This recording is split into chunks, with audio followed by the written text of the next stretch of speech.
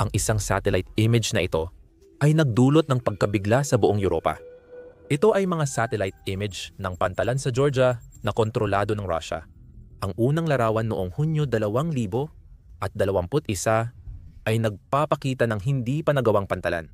Ngunit noong Disyembre 2023, naging bangungot ito. Hindi lang para sa Georgia, kundi pati na rin sa Ukraine at iba pang mga bansa sa Europa. Ipinapakita ng larawang ito ang pagbuo ng isang permanenteng base ng hukbong dagat ng Russia sa Black Sea. Ang pagbabagong ito sa estratehikong lokasyon ay nagdudulot ng banta, lalo na para sa Georgia sa kalagitnaan ng digmaan ng Russia at Ukraine. Pero bakit gustong magtayo ng Russia ng base ng hukbong dagat malapit sa Georgia? At bakit nito pinanginginig ang Europa? Isang base ng hukbong dagat, 3 bansa ang nanganganib. Kung sa tingin mo na dapat malaman ng mas maraming tao kung paano binabago ng Russia ang mapa, i-like at mag-subscribe. Isang click lang, nakakatulong na ang kwentong ito para makalusot sa algorithm at maabot ang mga taong hindi pa nakakakita ng banta. Noong Pebrero 24, 2022, nagsimula ang digmaan sa pagitan ng Russia at Ukraine matapos salakayin ng Russia ang Ukraine. Sa mga unang yugto, agresibong sumulong ang Russia at nasakop ang ilang lungsod ng Ukraine. Ngunit, sa gitna ng 2023, nagsimulang maging epektibo ang pagsalakay ng Ukraine gamit ang makabagong sandata mula sa United States. Ayon sa mga ulat, mula nang magsimula ang digmaan hanggang kalagitnaan ng Nobyembre 2023, nasira ng militar ng Ukraine ang halos 15 barkong pandigma ng Russia. May ilang ulat pa nga na nagsasabing maaaring umabot pa sa 17 ang bilang na iyon. Bagaman itinanggi ito ng Russia, malaki ang pinsala na idinulot, kaya gumawa ng mga hakbang ang Russia para maiwasan ang karagdagang pagkasira. Noong una ay makapangyarihan, hindi naligtas ang Russian fleet sa pangunahing base nito sa Sevastopol, Crimea. Kaya naman, lumipat ang mga barkong pandigma ng Russia sa daungan ng Novorossiysk. Gayunpaman, vulnerable pa rin ang lokasyong ito sa mga pag-atake. Kaya napilitan ang Russia na maghanap ng ibang opsyon para protektahan ang kanilang fleet. Ano nga ba ang ginawa ng Russia para maresolba ang sitwasyong ito? Wala nang iba pa. Inilipat ng Russia ang kanilang naval fleet mula Novorossiysk papunta sa daungan ng Ochamchira, dating bahagi ng Georgia hanggang 2,000 siyam. Mula 2,000 siyam ang daungan ng Ochamchira ay naging base ng mga barko ng Russian Coast Guard sa ilalim ng kasunduan ng Kremlin at mga autoridad sa Sukhumi, kabisera ng bahaging kontrolado ng Russia sa hiwalay na Georgia. Sa mga nakaraang taon, nagkaroon ng ilang pagpapabuti tulad ng pagkumpuni ng plataporma ng riles at koneksyon sa pagitan ng daungan at Sukhumi. Noong 2017 nang malapit nang matapos ang kasunduan ng Russia tungkol sa pag-upa ng kanilang Black Sea Fleet sa daungan ng Sevastopol, itinuturing noon ang Ochamchari bilang posibleng bagong base ng Russian Naval Fleet sa Black Sea. Ngunit nawala ang mga usaping iyon nang pahabain ng Ukraine ang pag-upa ng Russia sa Sevastopol hanggang 2042 sa panahon ng gobyerno ni Yanukovych. Ginamit na ng Russia ang daungan ng Ochamchari para sa militar noon. Noong digmaang Russia-Georgia, noong 2008 dumaong ang mga barkong Ruso sa Black Sea at nagsagawa ng mga operasyon sa lugar na kontrolado ng Georgia. Pagkatapos ng digmaan, kinilala ng Russia ang Abkhazia, isang rehiyong humiwalay sa Georgia, bilang malayang estado at lumagda ng kasunduan upang magtalaga ng mga puwersa sa rehiyon. Mula noong 2,000 siyam direktang kinontrol ng Moscow ang daungan. Sa kasalukuyan, may lalim na humigit kumulang 9 na metro ang daungan. Kaya limitado ito sa mas maliliit na patrol vessel tulad ng Sobol at Mangust class na mga bangka ng Coast Guard. Base sa 2,000 at 22 Rondaly Foundation report, ganon nga. Sa hilaga ng daungan, may pantalan na may mga pasilidad para sa kargamento at pagkumpuni ng mga barko. Ang lugar ay konektado sa riles ng tren na tumatawid sa buong Abkhazia. Ayon sa pinakabagong satellite imagery na sinuri ng British Broadcasting Corporation, inaangat ng Russia ang kanilang kapasidad sa daungan. Ayon sa mga ulat, noong Oktubre 2023 inanunsyo ni Aslan Bazania, de facto na leader ng Abkhazia, isang rehiyong kontrolado ng Russia sa Georgia, ang kasunduan para magtayo ng mga bagong base ng hukbong dagat ng Russia sa daungan ng Ochantari, 50 kilometro mula sa kabisera ng Abkhazia na Sukhumi. Sinabi niya na ang layunin ng base ay palakasin ang depensa ng Russia at Abkhazia. Hindi katulad ng pansamantalang himpilan para sa mga puwersang kasangkot sa Black Sea, ang base na ito ay plano ng gawing permanenteng pasilidad. Hindi kailanman opisyal na kinumpirma ng Russia ang mga planong ito at sa loob ng ilang panahon, tila walang masyadong nangyari. Ngunit ngayon, ayon sa mga satellite image na sinuri ng Bellingcat, bumilis ang konstruksyon sa Ochantari Base simula noong unang bahagi ng 2024. Mayroong ilang kapansin-pansing pagbabago. May lumitaw na bagong pundasyon ng gusali at maraming lupa ang nilinis para sa karagdagang pagpapaunlad. Itinatayo ang bagong perimeter fence na nagpapakita na lumalawak ng malaki ang base malapit sa silangan ng railes ng tren. Halos 9 na ektarya ng lupa ang nilinis. Mayroon ding malaking konkretong pundasyon, mga 100 by 40 metro ang sukat na ilang linggo nang ginagawa. Isang bagong kalsada ang itinayo sa silangang bahagi. Ayon sa mga satellite image, may bakod na itinayo sa tabi nito bilang palatandaan ng pinalawak na hangganan ng bus. Bukod sa pantalan, may isa pang pundasyon na idinagdag noong Hunyo 2024. Noong Hulyo, isang Russian Navy tugboat na Project 2200 at 87-0 ang nakitang dumating mula sa Novorossiysk. Sa kanlurang bahagi, inayos ang isang lumang nilinis na bukirin at may malaking hukay na hinukay. Bagamat hindi pa malinaw ang layunin nito, malapit sa dalampasigan, may ilang lugar na nilinis. Marahil para sa konstruksyon, gamit ang buhangin at iba pang materyales mula rito. Ipinapakita ng mga satellite images na dati nang nangyari ito sa naturang lugar. Pero paano maapektuhan ng konstruksyon at estratehikong lokasyon ng base na ito ang Ukraine at pandaigdigang kalakalan? Nagpadala na ang Russia ng mga sundalo sa Abkhazia at South Ossetia. Dalawang rehiyong humiwalay sa Georgia ilang taon na ang nakalipas. Sa pagtatayo ng mga base ng hukbong dagat sa Ochantari, lalo pang pinatitibay ng Russia ang kontrol nito sa Abkhazia. Dahil dito, nahihirapan ang Georgia na mabawi ang kontrol sa sariling lupa. Sinisiguro ng Russia na manatiling mahina ang Georgia para hindi ito makapagdesisyon ng malaya. Matagal nang nahihirapan ang Georgia na depensahan ang kanilang katubigan.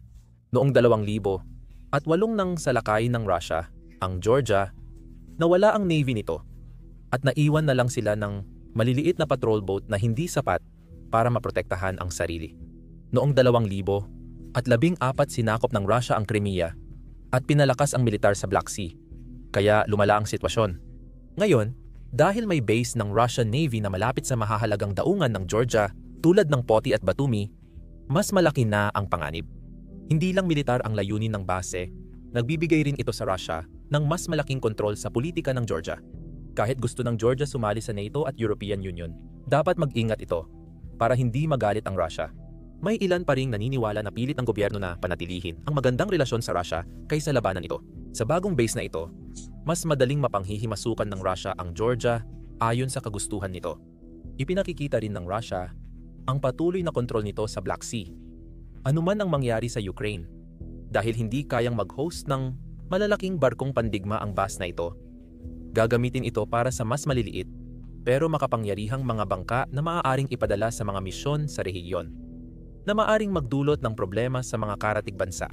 Sa pamamagitan ng paggawa sa Abkhazia na mas umaasa sa Moscow, ginagawa ng Russia na halos imposibleng buuin muli ng Georgia ang kanilang bansa.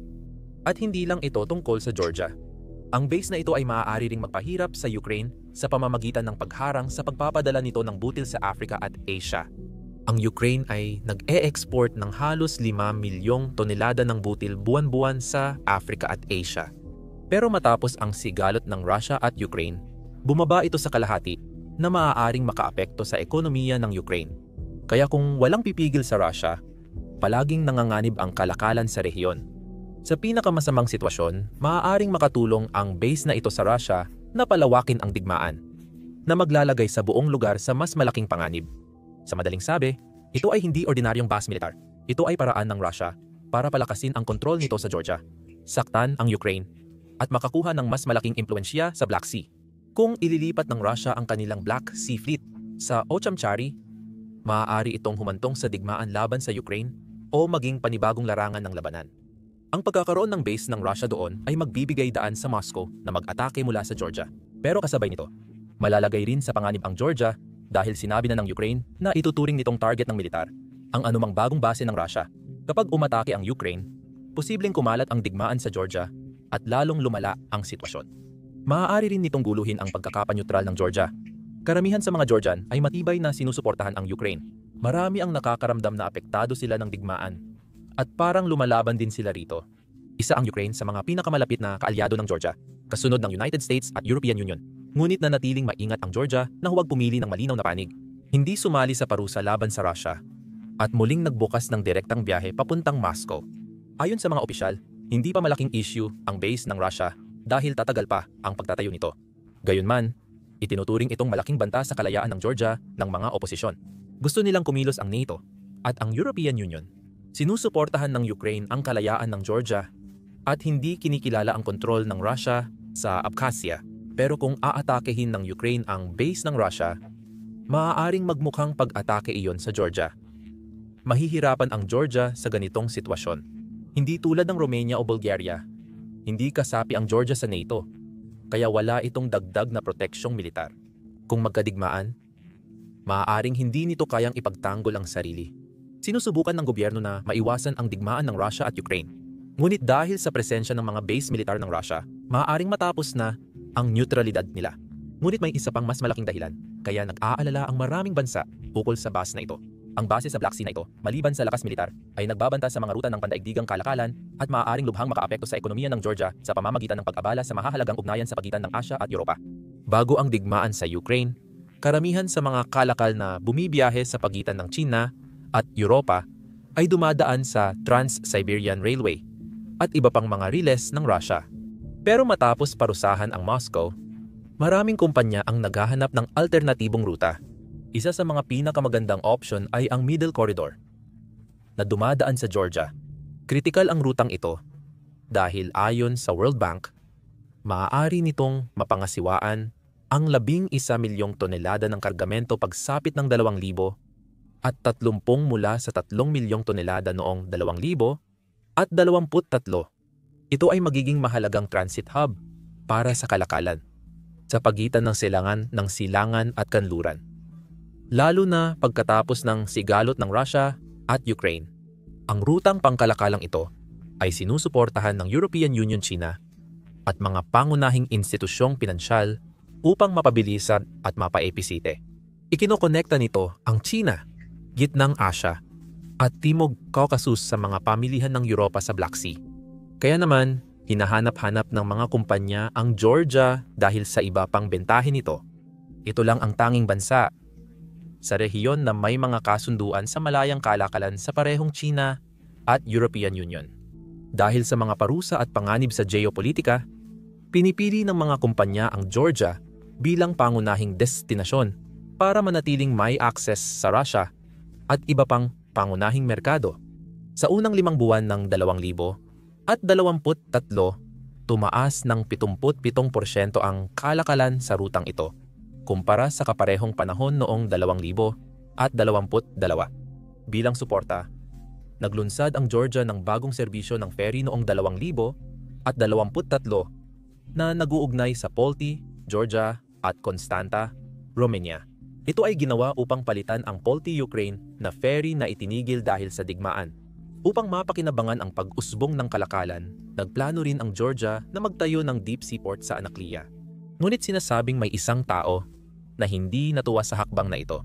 Ang pantalang ito ay magpapabilis, magpapamura, at magpapahusay sa pagpapadala ng kalakal na magpapalakas sa Georgia bilang pangunahing transit hub. Nagsimula ang proyekto noong 2000 at 17 ngunit kinansela ito ng pamahalaan ng Georgia noong 2020 dahil hindi natupad ng mga mamumuhunan ang kanilang mga obligasyon. Ngunit maraming naniniwala na ang presyon mula sa Rusya ang siyang totoong dahilan. Matinding tinutulan ng Moscow ang Anaklia sa pangambang papayagan nito ang pagpasok ng mga barkong United States at NATO sa Black Sea. Sa kabila ng mataas na presyo, naglakas loob ang Georgia na muling pag-aralan ang proyekto dahil sa suportang natanggap nito. Hindi ito mula sa NATO, o sa isang makapangyarihang bansa sa Europa. Ito ay isang bansang kilala bilang pinakamatalik na kaibigan ng Russia, ang China. Noong 2022, habang pinapalalim ng Georgia ang ugnayan sa China, muling binuhay ng gobyerno ang Anaklia Project. Sa Setyembre 2023, dalawang finalist ang napili para paunlarin ang daungan. Isang pakikipagtulungan mula sa China-Singapore at isa mula sa Switzerland-Luxembourg. Tanging ang Chinese-Singaporean Consortium lamang ang nagsumite ng bid sa huling yugto at nanalo sa kontrata para sa konstruksyon at pamamahala ng Anaklia Deep Sea Port. Lumabas na, maaaring ito ang maging pagkakamali ng Georgia. Ang dahilan ay ang parehong base ng Russia. Ang bagong naval base ng Russia sa Ochumchari ay 35 kilometro o 22 milya lang mula sa Anaklia. At ito ay maaaring maging malaking problema. Ang malakas na presensya ng militar ng Russia sa malapit ay maaaring magtakot sa mga mamumuhunan at muling ipasara ang proyekto. Mas maraming barkong Ruso sa Black Sea ay maaaring magbigay daan sa Moscow para kontrolin o gambalain ang kalakalan sa rehiyon. Kung ang isang kumpanyang suportado ng kanluran ang manalo sa bid ng Anaklia, maaaring subukan ng Russia na guluhin ito. Ngunit kung ang China ang magkakaroon ng kontrol, posibleng payagan ito ng Russia dahil sa malapit nilang relasyon. Kung magtagumpay ang Russia na harangin o guluhin ang kalakalan sa Georgia, maaaring humina ang ekonomiya nito at malimitahan ang papel sa pandaigdigang kalakalan. Ang tagumpay o pagkabigo ng Anaklia ay nakasalalay sa mananalong bidder. Subalit dahil sa malapit na base militar ng Russia, mas malaki na ang panganib ngayon. May umiikot ding kawili-wili at hindi pa napapatunayang paniniwala. Maaaring sinabi ng Russia sa mga kaalyado nito sa Abkhazia na makipagkasundo sa Georgia ayon sa balita. Naniniwala ang ilan na ang tunay na layunin ng Moscow ay hindi kapayapaan, kundi ang maibalik ang mga ruta ng tren sa Abkhazia at muling buksan ang paliparan ng Sukhumi sa tulong ng Georgia. Kung mangyayari ito, magiging hindi maganda ang epekto nito sa Georgia at sa Middle Corridor trade route. Mas malaking plano ng Rusya ang gumawa ng sariling ruta ng kalakalan mula Iran. Dadaan sa Azerbaijan, Georgia, Abkhazia, papasok sa Rusya. Kung mangyayari ito, masihigpitan ng Rusya ang kontrol nito sa kalakalan sa South Caucasus at mapapalabas ang China na magbibigay sa Moscow ng mas malaking kontrol sa supply chain. Maaari ring magamit ito ng Rusya bilang pambargain para makakuha ng mas mabuting kasunduan mula sa China kapalit ng ligtas na mga trade route. Hindi lang sa lugar na ito nakatuon ang Rusya. Siniskap din nito na muling ikonekta ang mga riles nito sa Armenia na nagpapahirap palalo sa sitwasyon. Kung mag-normalize ng ugnayan ang Abkhazia at Georgia, maaari nitong baguhin ang buong kalakaran at transportasyon sa South Caucasus na posibleng magbigay pa ng mas malaking impluensya sa Rusya sa rehiyon. Ngunit hindi lang ang Ochumchari Naval Base ang agresibong kinaiinteresan ng Rusya. Kailangan mong mag-isip muli.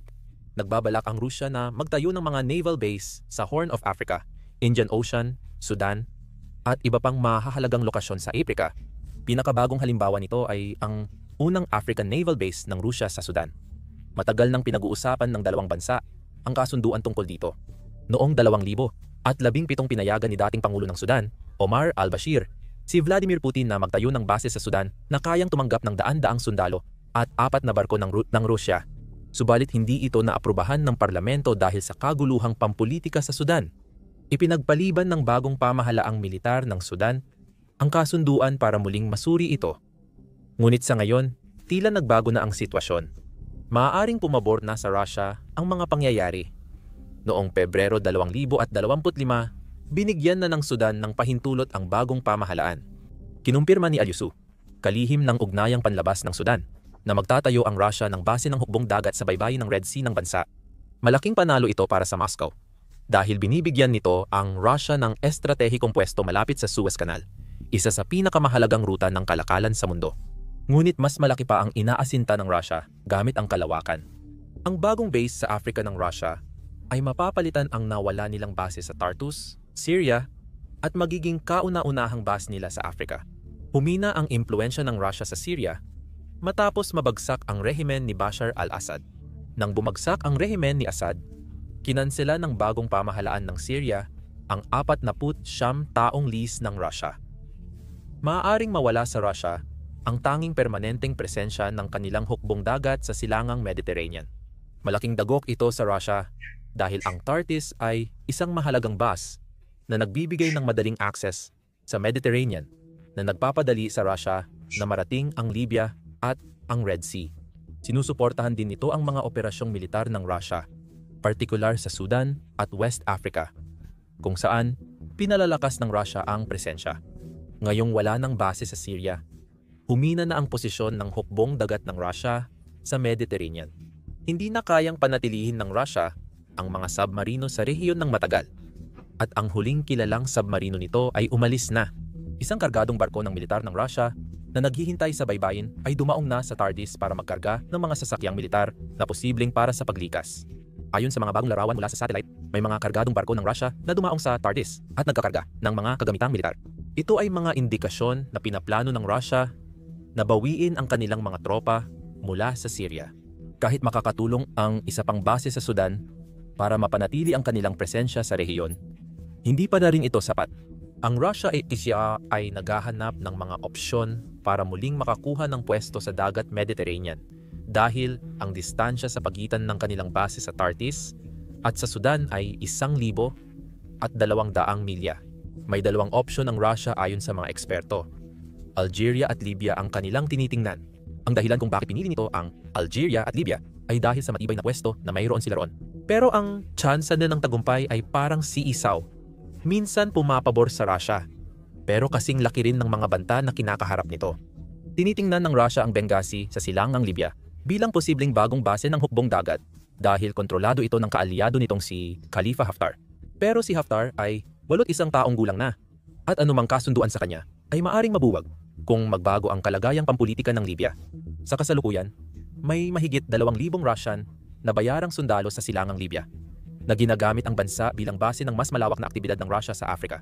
Dahil nakatuon ang Russia sa rehiyong ito, maaaring maging ligtas na kanlungan ang Benghazi at Tobruk para sa kanilang Mediterranean fleet. Lalo na't may mga indikasyon na inilipat ang mga military equipment mula Syria papuntang Libya. Hindi pa malinaw kung pansamantala lang o magiging permanente ito. Ngunit ang mas malaking usapin ay ang panganib sa politika. Hindi tulad sa Syria, kailangan ng Russia ang mabuting loob ng Turkey para mapanatili ang kanilang hukbong dagat sa Libya. Malakas ang hukbong dagat ng Turkey sa rehiyon at sinusuportahan nila ang pamahalaan ng pambansang pagkakaisa ng Libya kalaban ni Haftar. Lalong umaasa si Haftar sa Russia dahil sa pagkakahiwalay sa kanya. Gayunpaman, hindi siya ganap na iniiwasan sa pandaigdigang antas. May connection siya sa Pransya na maaring magpalala sa pag-access ng Russia. Kahit umaasa si Haftar sa Russia, maaring malimitahan ng presyon mula sa ibang kaalyado nito ang kontrol na makukuha ng Russia. Ang Algeria, na kumukuha ng halos 85% ng kanilang kagamitang militar at pagsasanay mula sa Russia, ang huling opsyon. Gayunpaman, tumaas ang tensyon dahil sa lumalaking impluensya ng Russia sa Mali, na itinuturing ng Algeria na banta sa kanilang mga interes sa rehiyon. Binabantayan ng United States ang sitwasyong ito. Umaasang mailalayo nito ang Algeria mula sa Russia. Mayroon ding 13 pangunahing daungan at pasilidad sa pagkukumpuni ng barko sa Algeria. Bilang matatag na sentro ng ekonomiya na may masiglang industriya ng pagpapadala, maaaring hindi mabuti para sa Algeria na mag-host ng permanenteng base ng Russia dahil sa banta ng mga parusa. Gayunpaman, posibleng gamitin pa rin ng Russia ang Algeria para sa pagkukumpuni ng mga barko dahil mas kaunti ang kontrobersya nito kumpara sa pagtatayo ng base. Kahit magsagawa ng pagkukumpuni ang Russia sa base ng Algeria, hindi ito mapapalitan ang TARTIS sa Syria dahil kontrolado ng Algeria ang pag-access at maaaring kailangan pa ng pahintulot bawat pagkakataon. Ang base ng hukbong dagat ng Russia sa Sudan, ang tanging magandang balita ngayon para sa kanila. Hindi man ito ganap na makapalit sa nawalang base sa TARTIS, hindi rin ito dapat maliitin. Ang hakbang na ito ay nangyayari habang nagkakompetensya ang mga makapangyarihang bansa para sa impluensya sa Horn ng Africa. Mayroon ng base militar sa Djibouti ang United States at China. Sinusubukan ding magtayo ng base sa Somaliland ang United States. Ang bagong base ng Rusya ay nagdadagdag ng panibagong manlalaro sa eksena. Kapalit ng pag-access sa baybayin ng Red Sea ng Sudan, nangako ang Rusya ng suportang militar sa Sandatahang Lakas ng Sudan o Sandatahang Lakas ng Sudan. Nag-alok si Mikhail Bogdanov, Deputy Foreign Minister ng Rusya, ng walang limitasyong tulong militar, posibleng mga makabagong armas at sasakyang panghimpapawid. Matagal nang nais ng hukbong sandatahan ng Sudan ang mga Russian fighter jet tulad ng Su-30 at Su-35, pati na ang mga air defense missile gaya ng S-400 system. Ayon sa mga eksperto, bahagi ito ng malawakang estratehiya ng Rusya sa Afrika. Malalim na ang pakikialam ng Rusya sa mga labanan sa Afrika, kabilang ang Libya, kung saan sila ang nagbibigay ng armas at suporta. Dahil sa base ng hukbong dagat sa Sudan, mas madali na para sa Rusya ang paglilipat ng mga supply at tropa sa buong Afrika. Maaaring makaapekto rin ito sa Europa, hindi lang sa Afrika. Sinasamantala ng Rusya ang kaguluhan sa mga bansang Afrikano tulad ng Mali, Chad, Burkina Faso at Niger gamit ang kanilang kapangyarihan. Imbes na pagtibayin ang bansa, lalo lang pinapalala ng Rusya ang mga sigalot sa pamamagitan ng pakikialam nito. Ayon sa mga eksperto, posibleng magdulot ito ng malaking refugee crisis na magresulta sa pagtaas ng bilang ng mga taong lilipat mula Afrika patungong Europa. Ang Russian naval base sa Port Sudan ay magpapadali sa kanilang navy na palawakin ang presensya malapit sa southern border ng NATO at magpapabawas ng pressure sa kasalukuyang support system. Nakikita ng Rusya ang pinalawak na ugnayan nito sa Afrika bilang paraan para labanan ang impluwensya ng NATO at bigyang katwiran ang mas malalim na pakikialam nito sa kontinente. Ang base sa Red Sea ay magpapabilis sa pagpapadala ng mga barkong pandigma ng Rusya sa Indian Ocean, kung saan tumitindi ang kompetisyon ng mga makapangyarihang bansa. Matibay na ang ugnayan ng Rusya sa Iran, India at South Africa sa rehiyon. Sa mga western na bansa, ang regular na pagpapadala ng mga Russian warship ay nagpapahiwatig ng paglago ng kapangyarihan ng Moscow. Mapapalakas ng base ang imahe ng Rusya bilang tagapagpatupad ng seguridad sa Red Sea at Gulf, na maglalapit dito sa mga pangunahing kapangyarihan tulad ng United States, United Kingdom, Pransya, Italia, Turkey, China, at Hapon, na may mga base ng hukbong dagat sa Djibouti at Gulf. Ang rehiyon ay mayaman sa likas na yaman tulad ng gas at ginto. Dito rin matatagpuan ang Suez Canal at Bab el-Mandab Strait, dalawang mahalagang ruta ng pandaigdigang kalakalan, ayon sa retiradong Admiral Viktor Kravchenko, dating hepe ng pangkalahatang tanggapan ng hukbong dagat ng Rusya.